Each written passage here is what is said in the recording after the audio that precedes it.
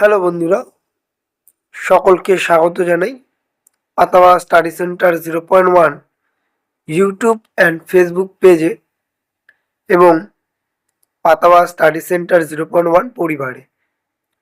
আজকে আমরা আলোচনা করছি তৃতীয় শ্রেণীর দ্বিতীয় পর্যায়ক্রমিক মূল্যায়ন 2026-এর বাংলার একটি নমুনা প্রশ্নপত্র নিয়ে।